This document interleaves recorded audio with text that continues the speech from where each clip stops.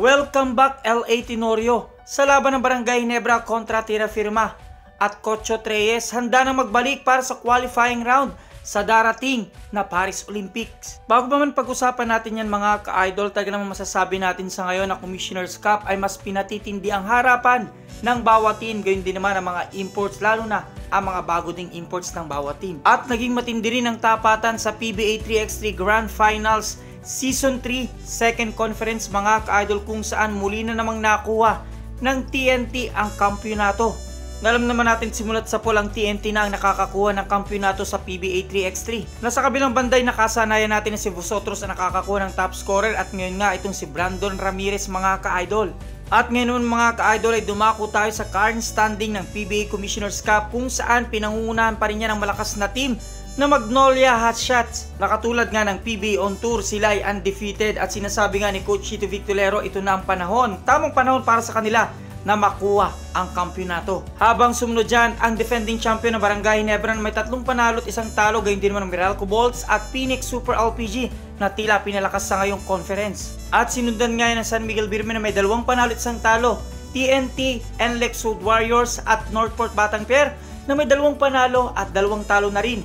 Tira Firma gayon din, ang Blackwater Bossing 1 panalo at 4 na talo, Rain or Shine at Converge Fiber Xers na wala pang parehong naipapanalong laban sa naging 4 na laban nila mga ka-idol. Na kung babalikan nga natin mga ka-idol na naging matinding laban nung nakaraang linggo, tinalo nga ng Barangay Ginebra ang Rain or Shine sa score na 107-102 at naging best player of the game dyan ay walang iba kundi ang kanilang bagong player na si Maverick Ahamnisi na nakakuha nga ng 21 points, 12 rebounds at 9 assists. At naging matindi naman ang harapan ng NLEX at Northport Batang Pier, kung saan tinalo nga ang Northport ng NLEX sa score na 112-104 at naging best player of the game dyan ay walang iba kundi ang kanilang import na si Tomas Robinson na nakakuha ng 30 points at 18 rebounds. Sa kabilangan ng pagkapanalo ng NLEX South Warriors, sila hindi ito naging maganda dahil nagkaroon nga ng alitan between kay Tomas Robinson at kay Coach Pido Harencio, kung saan nagkasagutan nga sila mga ka-idol, kung saan ay tila nga tinangkaan itong si Coach Pido, itong si Tomas Robinson, na sinasabi naman ni Coach Pido na ito ay joke lamang. Dahil nga sa kabila ng tila pagtatangka niya, sa huli nga sinabi niya na Happy New Year and Merry Christmas. At sa nangyari nga ito ay pinag-aaralan ng management kung ano magiging sanksyon sa kabila nga ng pag-apologize dito si Coach Pido. Naging matindi rin ang tapatan ng TNT at Meralco Bolts, kung saan tinalo nga ang TNT ng Meralco sa score na 109-95. Nang naging best player of the game dyan ay walang iba kundi ang kanilang player na galing sa injured list na si Chris Banchero na nakakuha ng 18 points. Na hindi rin naging malayo na itong si Chris Banchero, naging smart move of the week mga ka-idol. At sa pagpapalakas naman ng Converge Fiber Xers, tila mas palubog sila ngayon dahil tinalo pa sila ng SMB sa score na 105-96 na naging best player of the game dyan ay walang iba kundi itong si CJ Perez na nakakuha ng 24 points, 11 rebounds at 5 assists. At sa naging huling laban ng Barangay Ginebra ngayong linggo, natalo nga nila ang Blackwater Bossing sa score na 90-87 na naging best player of the game dyan ay kanilang import na si Tony Bishop na nakakuha ng 25 points at 11 rebounds. Update din mga ka-idol dahil 4 na nga ang talo ng Rain or Shine, nagpalit na nga sila ng imports from the One Summers. Ito na ngayon ang bagong import sila na si Demetrius Treadwell mga ka-idol, habang Converge Fiber Xers naman ay wala pang inilalabas na statement. Bahagi din ng pagpapalakas ng Rain or Shine ang pagkuha sa Mapua star na si Adrian Ocum mga ka-idol, kung saan pumirma na nga ng 2-year deal sa Rain or Shine.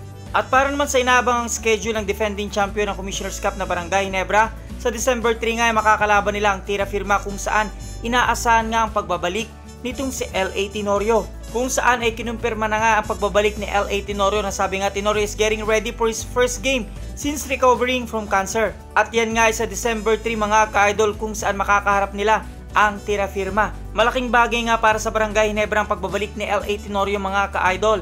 Lalo pat itong si Jamie Malonzo ay pansamantalang mawawala sa lineup ng Barangay Ginebra at siya nga'y kasalukuyang mapapalagay sa injured list mga ka-idol ng Barangay Ginebra. Nasabi nga ni Coach Tim Cone regarding kay Jamie Malonzo, Jamie had that bad fall in Friday's games. He has fatally for landing on his mouth and he hurt his wrist when he was falling. The wrist was reason why he didn't play tonight. Jamie's gonna need a day or 2 more to let the swelling get down on his wrist, but we're targeting that he'll play on Sunday or the next game.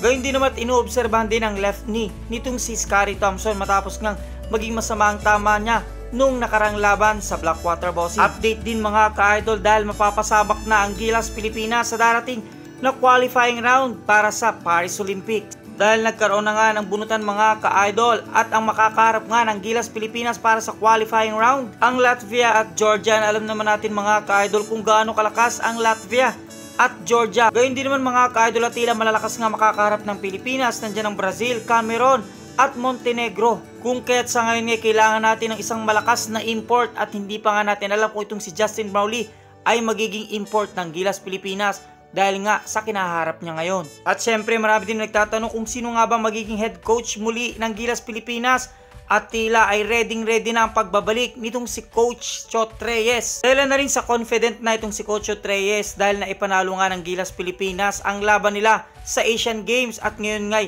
may momentum ng Gilas Pilipinas at maaari nga na makuha na ang qualifying round na ito. Nasabi pa nga ni Coach Chot Reyes sa kanyang pagbabalik, "For me, I much rather get boo by the crowd than the players getting boo. Buuin nyo ako ng todo basta suportahan nyo lamang ang mga players. Murahin nyo na ako, bash nyo na ng todo basta suportahan nyo lamang." At may mga nagsasabi din naman na itong si Coach Tim Cone ang nararapat na maging head coach ng Gilas Pilipinas lalo pat na ipanalo nga nilang Asian Games dahil na rin sa pagiging head coach ditong si Coach Tim Cone. Bakit din talaga mga ka-idol ang chance na itong si Coach Chot Reyes ay magbalik dahil itong si Coach Tim Cone ay wala pa rin kasiguraduhan.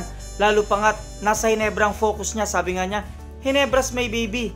Sabi pa rito, Gene Kings remain his top priority. Coaching wise, moving forward. Sabi pa nga niya, at this point, I really don't have an answer for you. At this point, there hasn't really been a question for me. It's not an answer that I have to give at this point. At kung hindi man maging head coach itong si Coach Tim Cone, maaari namang maging bahagi siya ng coaching staff ng Gilas Pilipinas. Na kung kayong tatanungin ko mga ka-idol, nararapat nga kayang maibalik muli itong si Coach Chot Reyes bilang head coach ng Gilas Pilipinas. Gayun din naman itong si Coach Tim Cone bilang assistant coach ng Gilas Pilipinas. Kung may mga sagutan, suggestion, question, advice, just comment down below mga ka-idol. At maraming salamat sa inyong panonood.